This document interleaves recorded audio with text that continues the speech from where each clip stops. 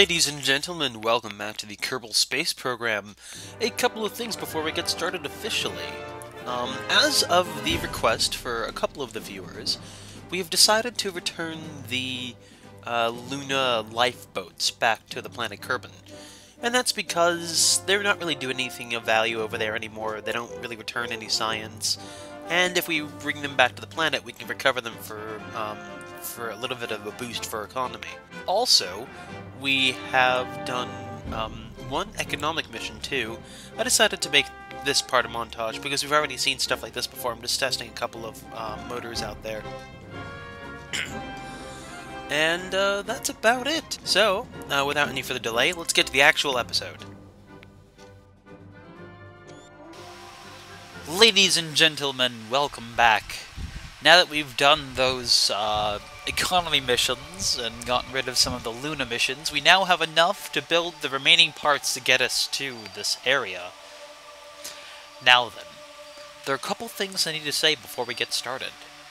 The Charon itself, that we've launched just a little while ago and assembled in orbit, still needs a couple of key components before we can actually do anything substantial at Eve. First things first, let's take a look at what we are currently capable of doing as far as missions go. Because I don't really want to montage missions like that too much, so I'm going to see if there's anything that we can do while we're out going to Eve or Gilly. The only one that appears relevant seems to be plant a flag on Eve. I'm still not sure if we're actually going to plant a flag on Eve or if I'm going to put a Kerbal down on the planet Eve. And there's actually a reason why I'm a little bit reluctant to do that. And that's because it is very easy to land on Eve, but it is also extraordinarily difficult to get off of Eve. In fact, Eve is the most difficult planet to launch from. Its atmospheric pressure on the surface is 90 times stronger than it is on our own planet, which means that we would need a machine 90 times as strong as something that we would ordinarily use just to get into orbit on our own. And I don't think we'd ever have an economy for that. I could be wrong, but I'm not entirely sure. The point is, I don't know if we're actually going to perform a landing on Eve. But we've got this far, and we do have one target that at that system that we can land on. Eve has a moon named Gilly. Gilly is the smallest thing that we can land on. Its gravity is also the weakest, and comparatively it is the easiest to launch from. In fact, I believe you can actually leave it with just RCS alone. In fact, I think it's even so far that you can actually leave it with just like your own backpack. You could actually get away from Eve with just your own astronaut's jetpack. The gravity is that light there. But we're going to be designing a couple of landers and orbiters to get to Gilly, and to stay there to commit all the science that we want to. Gilly is a very small target, and it's a bit challenging to get there, so I want to make sure that we get our money's worth for the project. Thus, we're going to be building 4 missions, or rather at least 3 missions, to Gilly itself. Don't worry, they're all basically the same, they're copies of one another, so I won't be showing you 3 different builds. In fact, we're going to be doing this all at once. Let's see here. So, I'm going to start with a fuel tank, actually. And let's put a probe on this. There we go. And a docking port. Let's see here. Something nice. Right middle if we can help it. Not quite. This is a bit tricky and annoying, to be honest.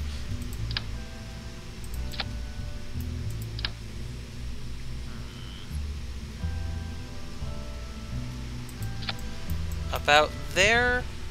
Yeah, I'd say that's good enough. Anyway, so we need to build a mission to get to, or rather, we need to build something that can actually put landers on Charon, which can then go up to Gilly itself. So, this bottom part right here is just part of the launch vehicle. The actual Gilly landers we're about to build now. In fact, I'm actually going to call this the fuel tank mission. You'll see why I'm calling it that later. Even though it's transporting things like fuel, its main purpose is to put the landers there. So it's time to design the landers. Now, because of its very light gravity, we can make a machine that runs just an RCS alone, but that means that we need to build a very simple, lightweight machine to actually go there. So I'm going to try to build the lightest machine that I can, using only the essential pieces that we need. To start with putting a Science Junior, and there we go, a probe piece, followed by a docking port. There we go. So this right here, this whole thing really is the main chassis, the main body of the Charon mission itself.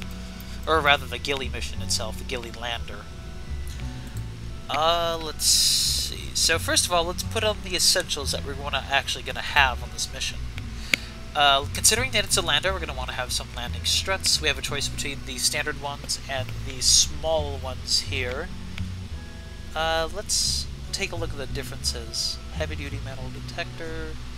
Small probes are lightweight landers, made out of toothpicks. Well, since this is going to be a light mission, we don't really need to worry about having too much on this, so something like that ought to suffice, to be honest. There we go. Let's see what else we wish to add on this. We're going to want to add some more science, of course, because science is an important part of our mission. Let's have 2 of these. We might be able to get away with just putting 1 on them, honestly. But do we dare risk being asymmetrical? No, let's not be asymmetrical, because with a system this small, if you're asymmetrical, then your problems are more dramatic. Let's see here. We're going to want to put some science on this, of course. Let's continue. We only need 1 of each. I'm going to put a thermometer and a gravity scanner on this, and a seismometer. And I guess I can plop that really anywhere, but I'll plop it about there, I guess. And these barometers don't weigh anything. I don't think we really need a barometer on Gilly, because it basically is a small asteroid moon. But we can put it on there anyway, just in case. In fact, I'm just going to get these out of the way of the ladder. I'm not sure if it's going to negatively affect the ladder or not, but it's probably a good idea to just have them not be in the way. And of course, I don't think this part's necessary either, but well, actually, no. If it's not necessary, I shouldn't even bother. I was going to put a ladder on it, actually, but I realized that since the gravity on the planet is so small, we can get to the door just by jumping at it. Let's see.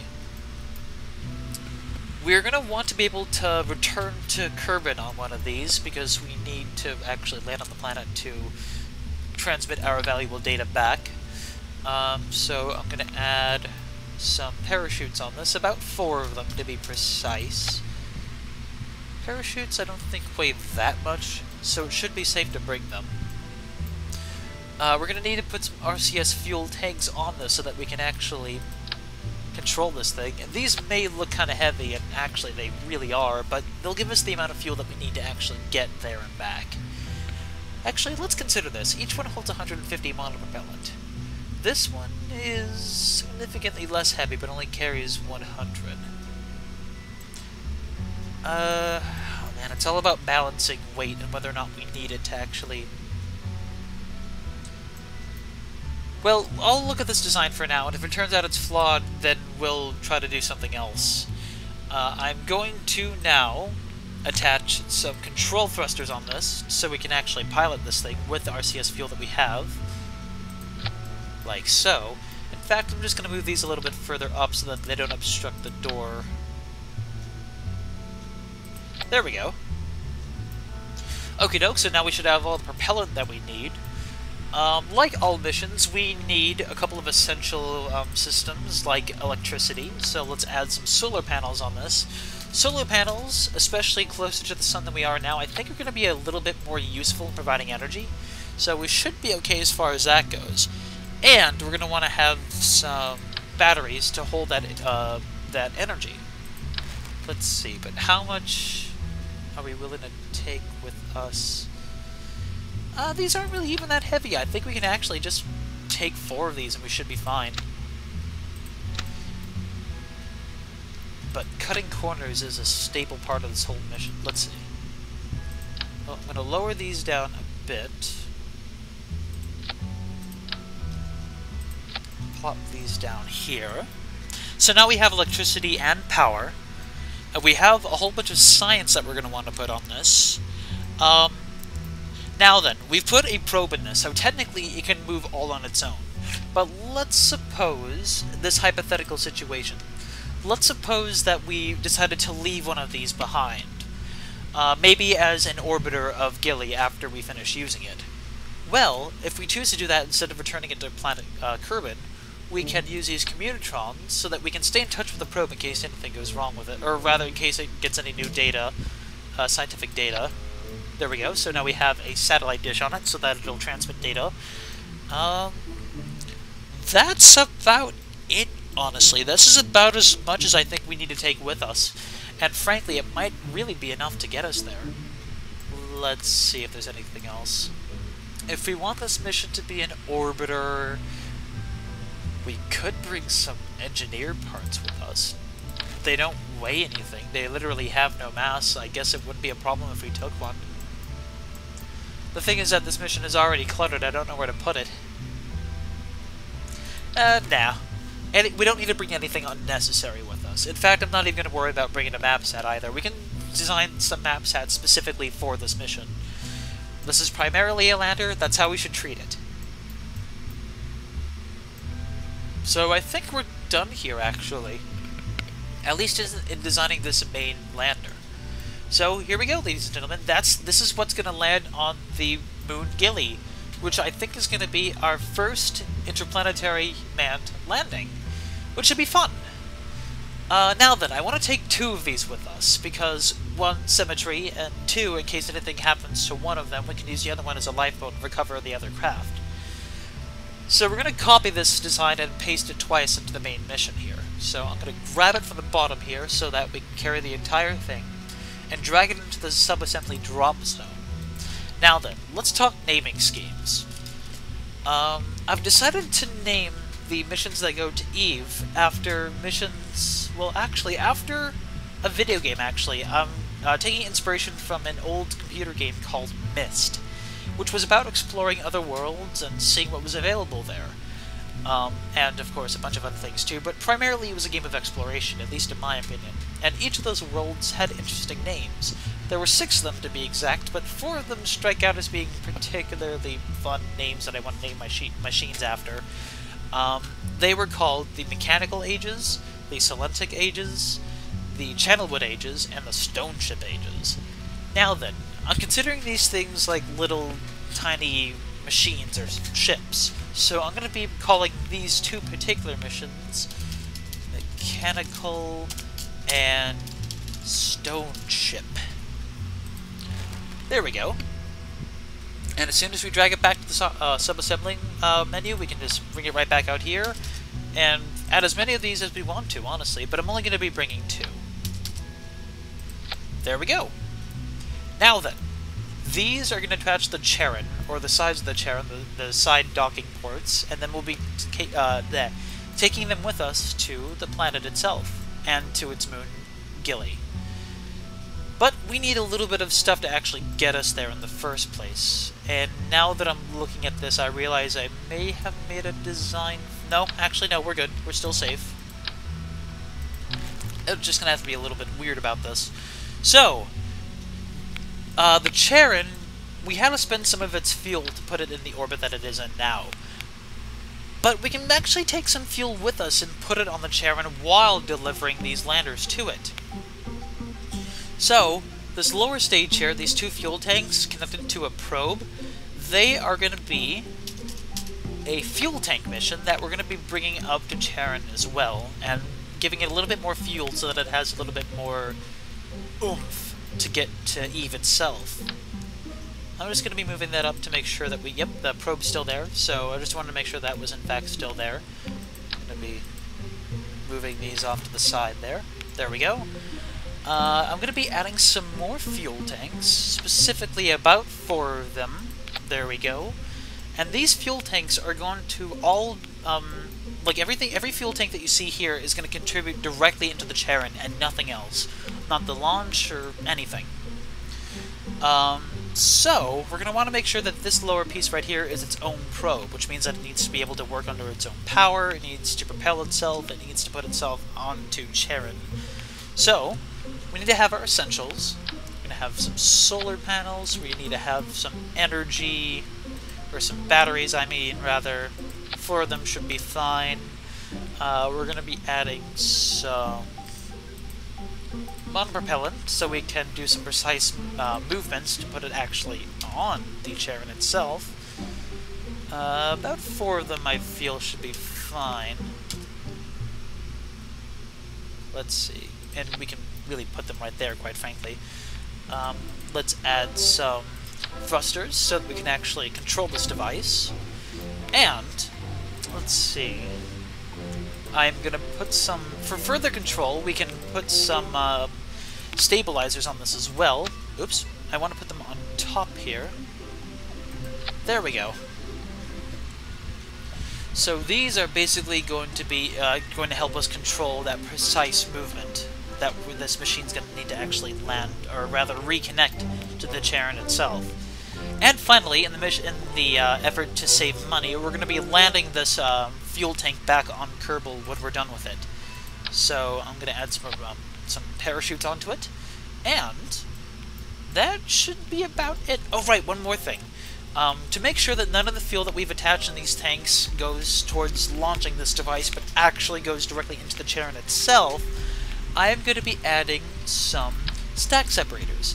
These will prevent the fuel from these tanks from going into the launch itself, so that they can then be pulled directly into our main Charon mission.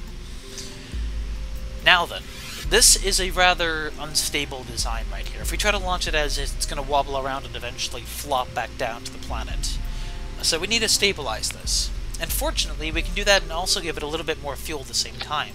So I'm going to start by putting this on top of the entire mechanism in another fuel tank, and I'm going to put some girders on this, specifically 4 of them, right above the... Oh, I'm doing it wrong. Right above the smaller fuel tanks over here. And from here on out, we're more or less just connecting struts to this. Let's see if we can put them there. I'm going to try to add as many as we need without spending too much. Put some on this lower piece about here. Add some more struts right there to connect to one of the landers itself. And I'm going to add another final series of struts to connect to the second lander. There we go. So we have a nice stable craft right now. And this should be everything that we need to really do all the operations that we need to do once we actually get there. Oh, you know what? I realized I forgot something. On the Gilly landers, I want to add some lights onto it so it'll be a little bit easier to land them in case we need to do so in the dark. I'd feel like a fool if I didn't bring those. So, real quick, I'm just going to add a couple of lights on the design right here. Just 2 of them on the sides. Making sure that we stay nice and symmetrical, of course. I'm going to do the same on this upper stage here. And let me just inspect the design. Is this exactly how I wish it to be? I think so. We've got all of our science pieces. We have all of our batteries. Our energy is accounted for. We have our fuel. And these each have probes in them, I believe, so we should be all set to go. Ladies and gentlemen, we are back to the Kerbals, and now we've got some docking to do. So we have a couple missions that I want to dock to the main Charon body here, and Bill Kerman's going to help us. First of all, let's get some of this other stuff out of the way. I'm going to decouple one of our landers, namely this guy, the one that's still attached to the stabilizing fuel tank here, and we're actually going to go connect right to it. Or rather, we're going to go control it. Now, remember earlier when we decided to call these 2 landers Mechanical and Stoneship? Well, I'm going to officially christen this one right now, so that it's not Fuel Tank Lander, but something a little bit cooler. We're going to call this the Mechanical... yeah, the Mechanical. There we go. Okay, and without further delay, let us connect to our Charon. There we go. So let's begin first. Oh, right, this is the one that has the ladder in front of it. We should still be able to dock, but maybe just before I actually try to dock this thing for realsies, we may want to... let's see here. Well, first of all, I'm going to try to get ourselves actually level with the docking port itself, which means I want to aim a little bit down relative to the target. Down and to the left, or rather to the right a bit. There we go. And then that way we can just aim directly for the port at the end of the maneuver here. Now, if I were trying to dock this with the one that Bill was currently connected to, then we would at least have the ability to have Bill come out and actually remove that ladder piece. I could have sworn I remembered doing this earlier. Maybe I played a bit with it off camera and don't remember? Hopefully not. Anyway, I'm going to quick save right now and try to connect it with the ladder still there. I don't think this is going to work, but let's see. I'm curious to see what happens. If it does work, then radical. I'm going to go in about 5 meters per second here.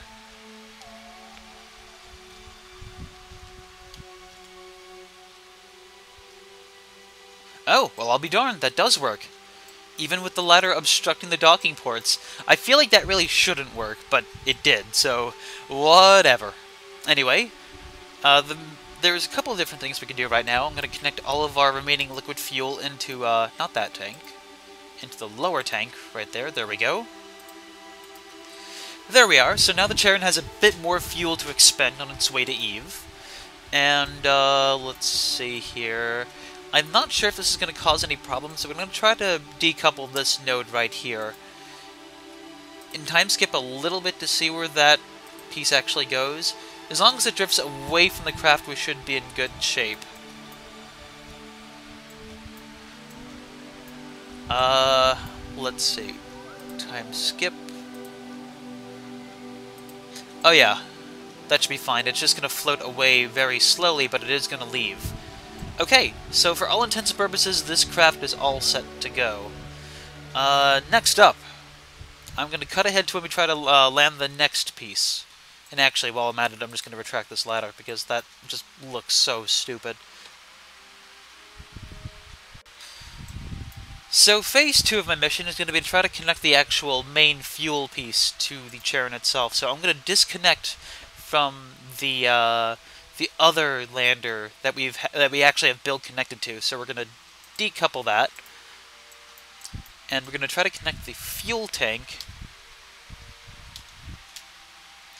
over to the Charon itself. Yep, there's our other fuel tank, which should be gradually floating away. What the heck is that way the heck out there?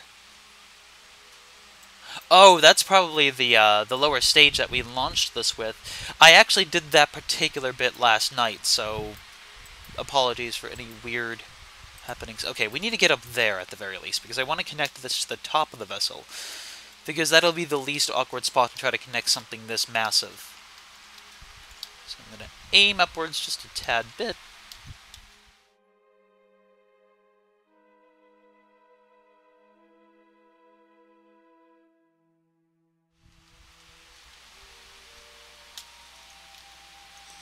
I just want to say, by the way, that this system is really, really good at turning. It's definitely the incline wheels, but this thing is wonderful at maneuvering a very large craft with such wonderful precision. So, incline wheels, incline stabilizers, rather, wholly endorsed by Captain Ardwick.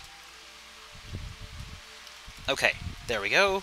Now we just more or less need to aim ourselves straight down at the Charon itself. I hope my parachutes are going to be a problem when trying to connect to the docking port here. Anyway, quick saving real quick. And let's push ourselves down, aiming towards the docking port at about 0.5 meters per second. Let's see if this actually works. Oh. Yeah. No, hold on now. Maybe. For all intents and purposes, this should be working. I don't know what's actually stopping this from working.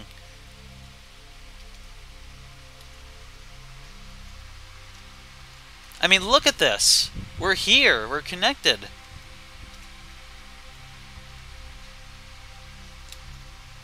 Oh, there we go. Okay.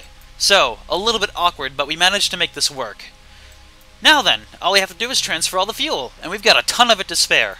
So let's start by going to all of our fuel. Oh my gosh, do we have all of our fuel? Well, almost. Wow, okay, I'm really happy with this. I was worried this wasn't going to work, but a little bit of greed did pay off, I guess. Sweet, and we still have some left over for our other fuel tanks. This is going to be cool.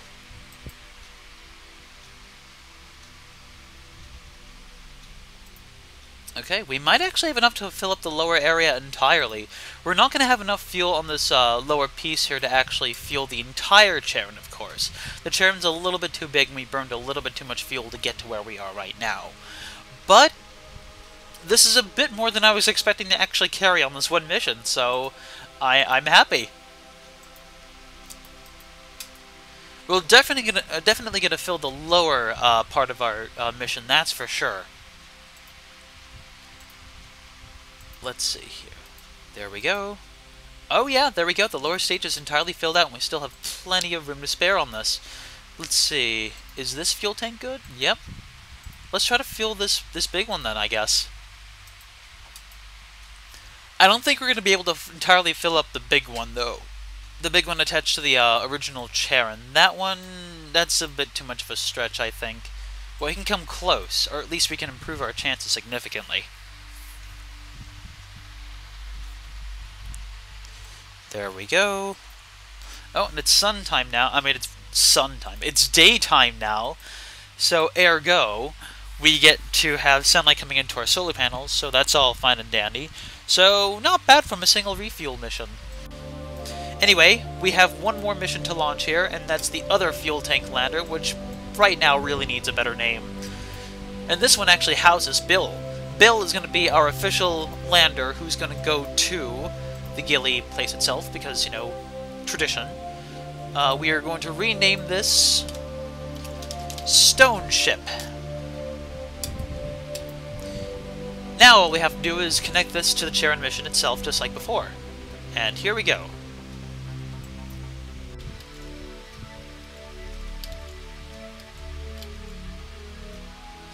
Alrighty. Almost there. And come on, you can do it. Contact! There we go! Nice and symmetrical all the way around.